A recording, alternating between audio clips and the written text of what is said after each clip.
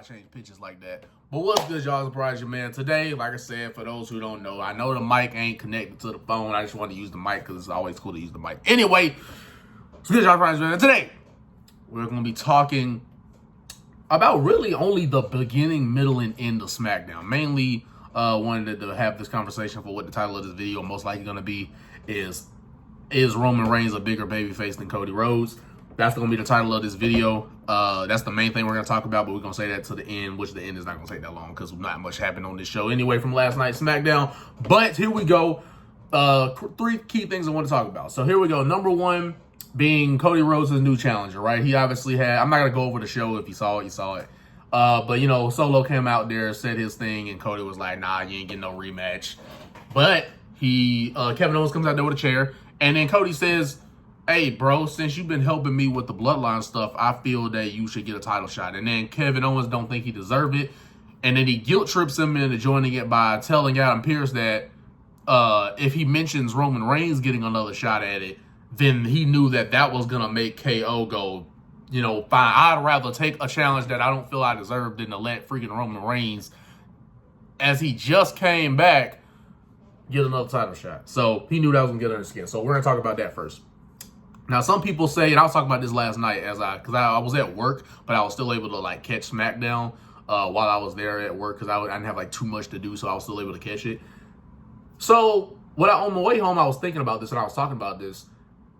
I feel like the reason why they had Cody Rhodes go for Kevin Owens is not just because of obvious reasons. Like, obviously, yes, in ring, it's going to be a good match because these are 2 of the best that they have in the ring and 2 of the biggest babyfaces they have or 2 of the biggest stars they have on SmackDown. Some people are like, this doesn't make any sense because 1, they're both babyfaces, and 2, they're babyfaces that are helping each other anyway. So why would you want to pin yourself against the guy that's been helping you out? So there's that. That doesn't make any sense because it's like, again, 2 faces going at it. And on top of that, it's a dude that's been helping you. This ain't even like a guy that's just been on the roster waiting for an opportunity or something like that where you can make something like that type of babyface versus face dynamic work. But anyway, I can't help but feel my lips are chapped. I'm about to get it. About to get the chapstick. I feel like my lips are chapped, and I don't like that. That was distracting me.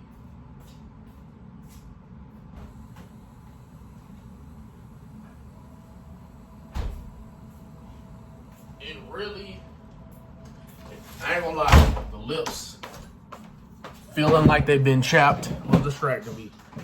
Not gonna lie. I don't know if I'm gonna edit this out or not, but anyway. Give me a second. Hold on. Make sure you get that bad boy in there good. Back in it. Like we never lost it. Here we go. Anyway, both babyfaces going at it, and on top of that is a babyface that's been helping Cody Rhodes. But I feel like people are not talking about the fact that there are no top heels on SmackDown. And if there are, Cody faced them all already. AJ Styles, he faced them in 2 matches. An I Quit match and a normal match, Backlash and Clash of the Castle. King and Queen of the Ring, he faced Logan Paul. That's one of their other top heels, technically, you know, because of his name value and because of how they presented him. That's another one of their top heels. And then I guess you could technically maybe say Solo Sikoa, right? Just because he's been getting a lot of heat being the fake tribal chief. That would pretty much make him the only other, like, top heel. Because no one else in the bloodline right now, like, even Jacob's doing, like, one of those, you know, he's doing great, but, you know, nobody's thinking they should ever do him and Cody right now. You know what I mean? Like, we may, people who knew him before WWE, like me, you've seen the highlights. You may know, like, oh, yeah, this guy has top guy potential, or it can be a top guy in WWE, but you have to get that over to the WWE audience who only watch WWE first. And or, you know, maybe if they just watch WWE and, you know, AEW or something like that, still have to get it over to that audience. Because, you know, this is his first big wrestling promotion that Jake Fatu's been in. But anyway, so yeah, that wouldn't make any sense. And then, yeah, so nobody else Solo would be the only person in the bloodline that they've established as a top heel, and he beat him at SummerSlam. So, SummerSlam, King and Queen of the Ring, Clash of the Castle, and Backlash in France, he faced all the heels that SmackDown had to offer. And even if they tried to use people on Raw, there would be nobody that would make any sense. Drew is in a feud with Punk right now. Yeah, so even if they wanted to just break the brand split, unless you're gonna do a title unification match, you can't, which they should never do. You can't do Cody and Gunther because Gunther's the world champion, and they're not gonna do a unification match, nor should they, because it's better off just having two, especially. Like, they're obviously not going to keep the brand split together, but if they're going to keep it together, I say for the most part, then yeah, you should have two separate world champions. Now, if the brand split just didn't matter, and anybody just balls to the wall, everybody can go all out, then yeah, you probably should only have one world championship. But also, it's a thing where, like, because there's so many people on the roster, you kind of have to have two world champions. Because if there was only one world champion, then it's like, imagine how many like heels you would have, especially if you want somebody to have a reign that takes some time. It's like, how many heels would you have to build up over and over again? How much talent would you have to have ready for the world champion if there was only one guy being a champ? You would have to face so many people to have a title reign, you know? But let's be honest, you could have a title reign that only has like 4 feuds, and that'd be a long title reign. Like, if you just have if you have 4 to 5 key feuds in your title reign, that already can get you a year-long title reign. Is if you have 3 rivalries. That's all, and that's depending on how long you even want to build the match too. You could have 3 or 4 rivalries during your whole title reign, and that be a whole year of a title reign. It just depends on how long you stretch a program out with somebody and how much creative you can do on a week-to-week basis. But back to what I was saying, the reason why they're facing Kevin Owens is, like I just said, they face all of SmackDown's top heels. Like, Carmelo Hayes obviously is nowhere near that point yet. Santos, same way, like nowhere near that point. Moreover than Melo as a heel, but nowhere near that point. Can't do Grayson Waller and Austin Theory because again, you have to also put matches together that would actually be interesting. Like I said, Logan Paul has the name value. Solo has the over bloodline story. And then AJ Styles is one of their top stars and is a veteran in their business, former world champion. That makes sense.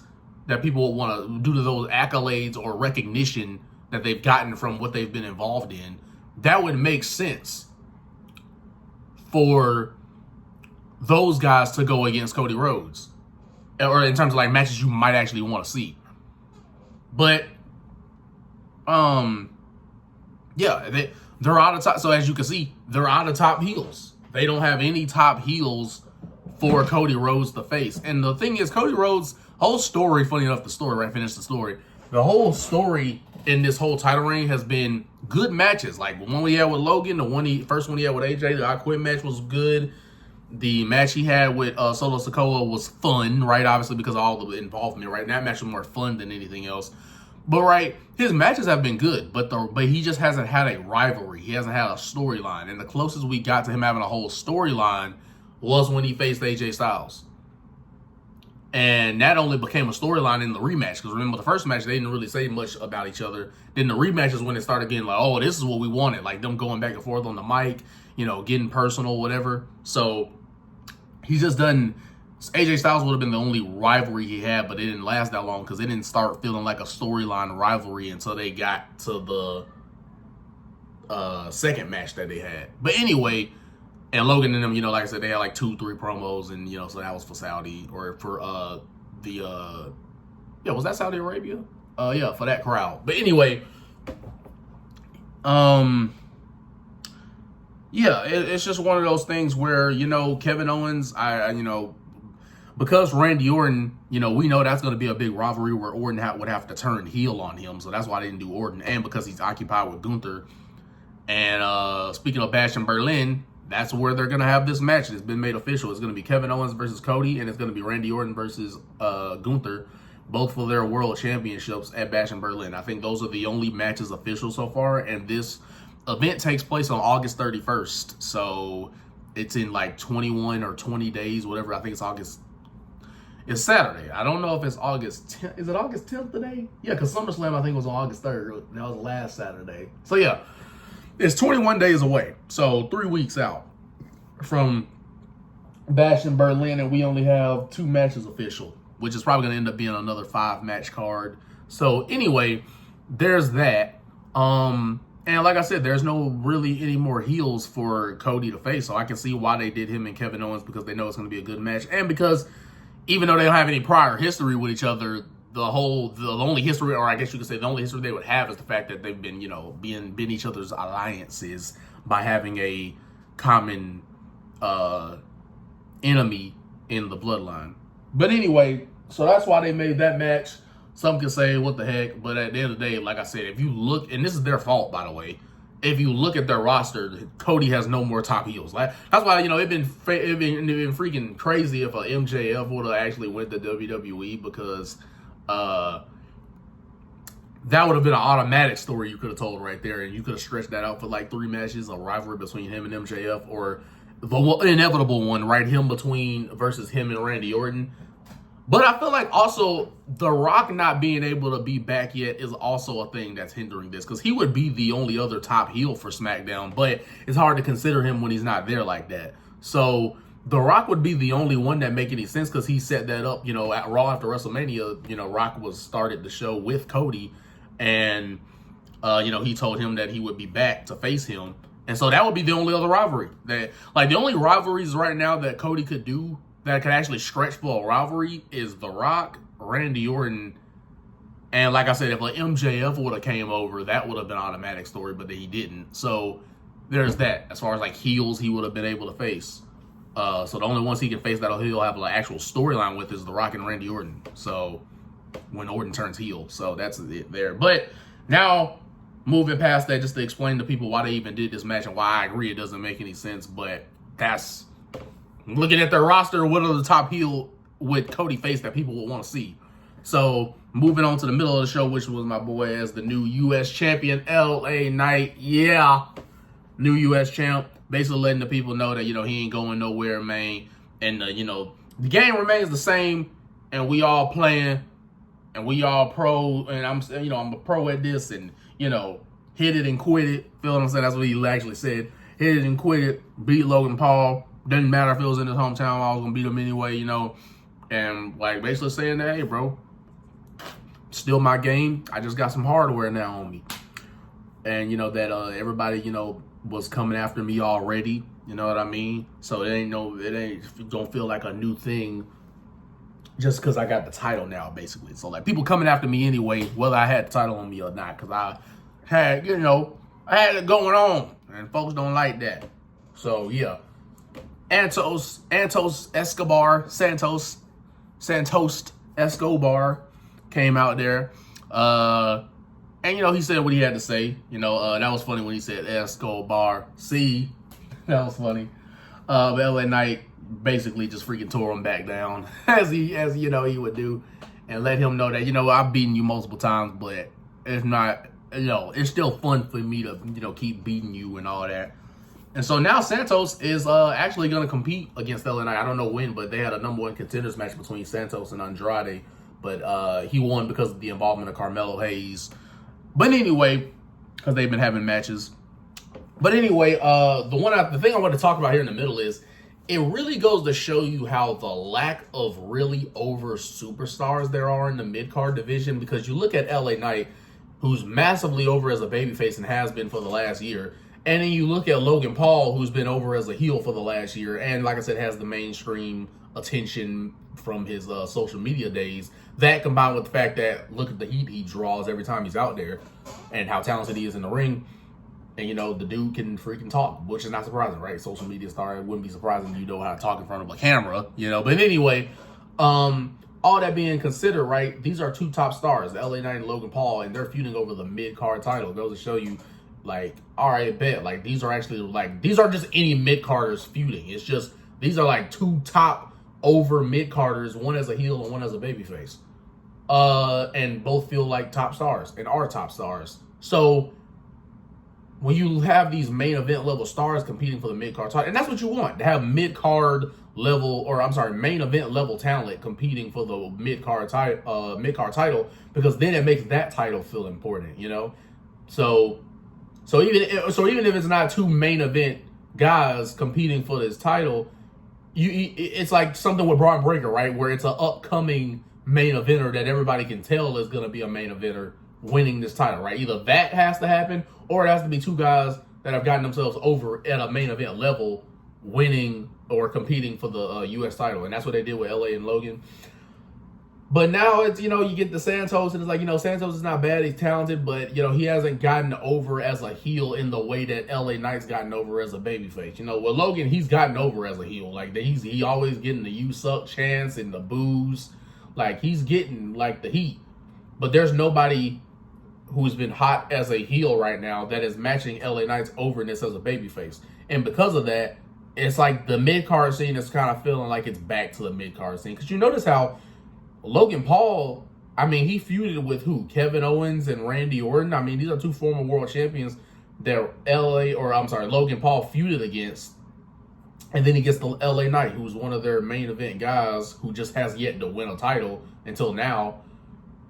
And that's the type of guys that they put Logan up against. They weren't putting him up against, a Ricochet for this title, or just like some, random mid-carder that can't really talk on the mic or something like that. They put it like Dragon Lee. Like, these are not the people they were having LA Knight, I keep saying LA Knight. It's like, it's crazy.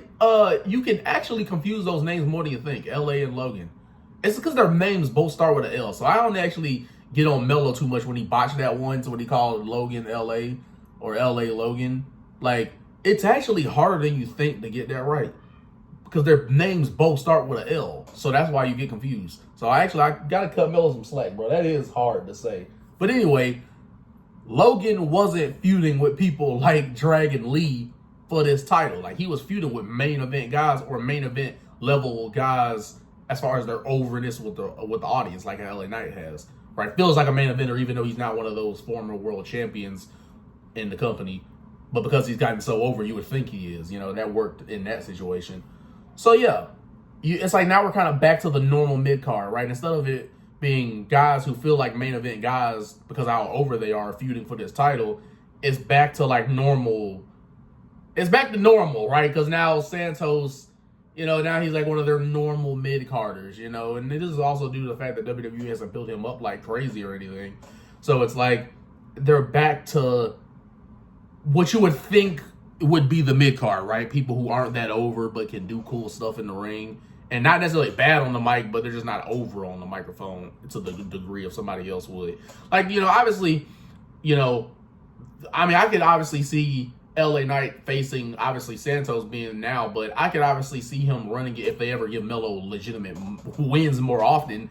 That could obviously be a feud. What I really would have loved is if they would have broke Montez Ford off already from the Street Profits, because that would have been a freaking good feud you could have started. Montez Ford and LA Knight, if you would have, maybe turned Montez heel at some point and built him up as one of your next top guys, that would have been cool if they would have done that.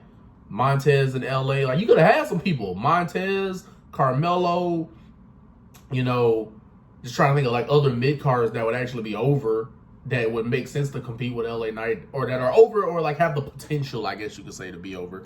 But yeah, they don't really have enough people in the mid-card that feel like superstars, you know what I mean? It's kind of just people that, all right, they can perform in the ring, but is this something I would want to see LA Knight involved in as a rivalry, as a feud, as something exciting?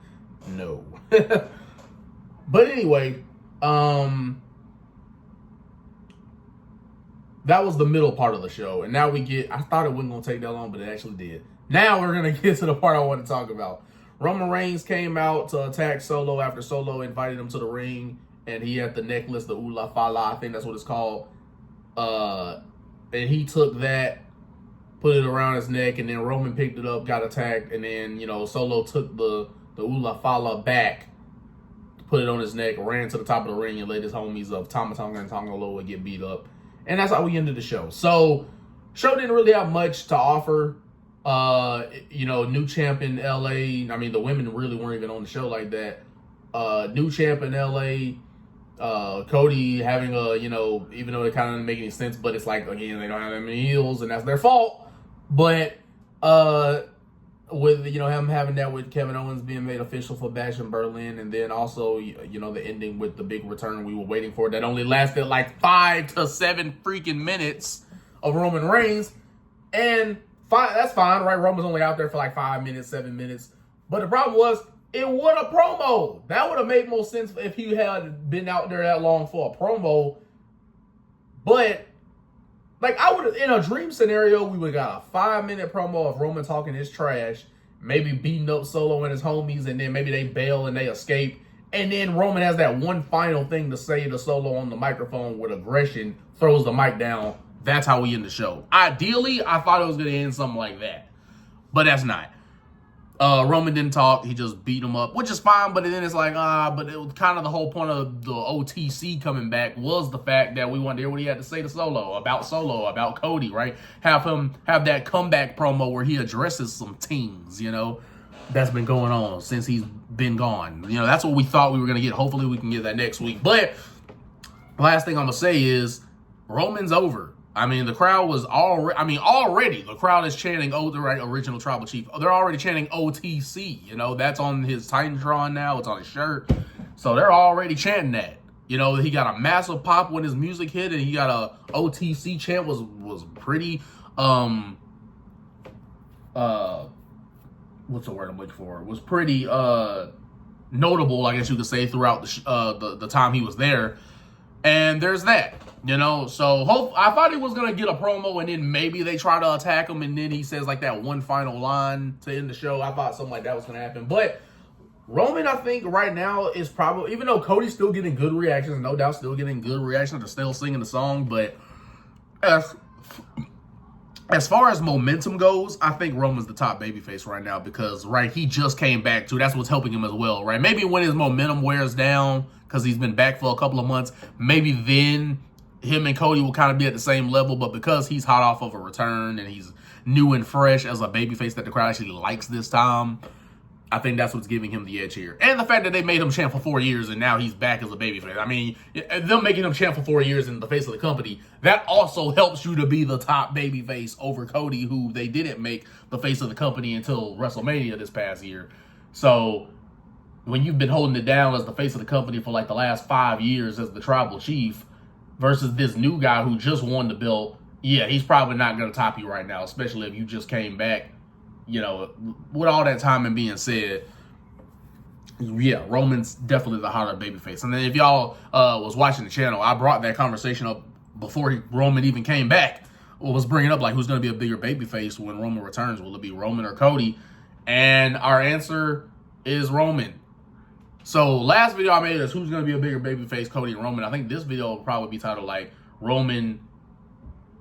I'll title like Roman is a bigger babyface than Cody, or is Roman now a bigger babyface than Cody since he's back, right? So we kind of circle it back to the discussion that I was already having if you saw that. But no longer am I going to keep y'all here. If you tuned in, you liked it, like, comment, subscribe before you leave here. Because at the end of the day, what can I say? It is what it is. What's going to be the prodigy, making sure that we keep coming out with these videos because I didn't post yesterday because I had stuff to do. But back on it like we never left.